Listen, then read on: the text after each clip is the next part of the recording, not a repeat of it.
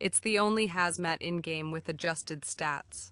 Others are purely cosmetic. Purchase the Arctic Hazmat unless you're collecting cool skins. The bandana and the boonie hat are crucial early game items, uncraftable without ownership, found cheaply in the Steam marketplace. These items cost about $14.20 altogether, with their prices stable unless you're eyeing premium skin versions. Moving on to the next category of items, which I'm calling the quality of life purchases. These are items that affect gameplay slightly, not enough that it really matters all that much, but enough to where it saves you time. For instance, a replacement for the boat or flippers that you use to traverse the ocean that otherwise would take time to obtain. You can substitute with things like the boogie board from the Sunburn pack, which you can find as a DLC listed on the Steam page, and this is just something that you'll be able to craft whenever you want. It's also the only way to go prone in the game, and this pack also comes with cool things like the camera and picture frames, and a water gun which you can use to put out Molotovs if you're getting flame rated, as well as some other cool pool party related items. The Frontier Decor Pack. This is mostly a bunch of things to put around your base that don't serve any real pay-to-win purpose, but this DLC includes barrels, which are one of the only forms of vertical storage in Rust besides lockers. There's also a rocking chair which can be used to heal with 100% comfort, which is also a slightly pay-to-win. And then there's also planters included, which come in large and small sizes for all the farmers out there that don't want to try to find the BPS for the other ones. Oh, and there's also a big-ass knife included that you'll just have learned all the time, so it's really good for harvesting animals. And I mean, you can chop people's heads off as well as animals' heads and hang them up on your wall, which is pretty cool. The final two items in this category are the Chinese lantern and the snowman helmet.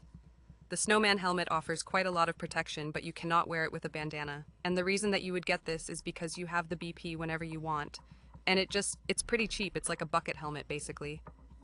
The alternative to this, which is identical stats-wise, is the Dracula mask, but it does cost a little bit more, not really too much for it to matter. And then I included the Chinese lanterns in this category. You get the orange and the white one when you buy these, and it's just like a light source that you can get up out of your way, because it's kind of annoying to put like the regular lanterns on a box, and then it's always in your way. And that's about all they serve, is a light source, but I mean, come on, look at these things. It's a pay to win for a morale booster. When you die, come back to your base, and it looks beautiful because of these things.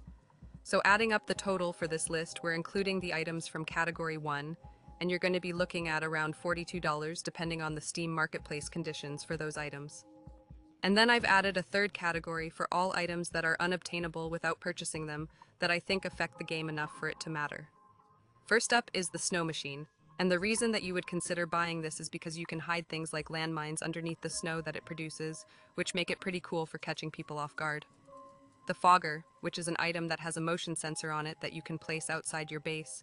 This is something you would consider buying if you struggle with door campers quite frequently. It makes a loud enough noise that if somebody triggers it, you'll know that they're outside your front door.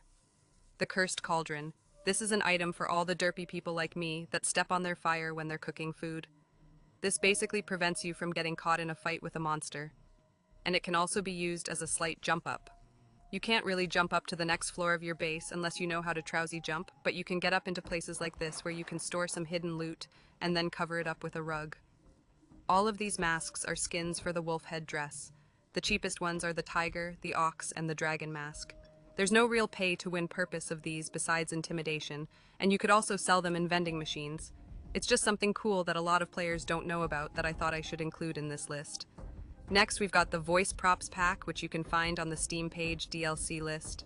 This includes a bunch of stuff in it, but we're only looking at two things, which is the laser lights, and you can use these in a creative way to disguise the fact they have auto turrets in your compound.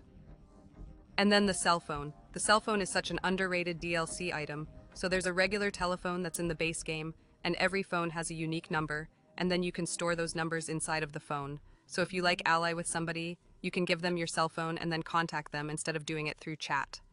It's kind of a roleplay item, but it does serve unique use cases that make it worth putting on this list. We've got the patterned sofa, which is basically just a cooler way to heal in-game. It'll give you 100% comfort like the rocking chair, so you can waste less of your heals, and you can just heal off of sitting in this chair instead. We've got the industrial lights, which unlike the lights in the base game, only uses one power, but you cannot use these to grow plants. So this is just something you can utilize any extra power that you have in your circuits for to light up your base at night.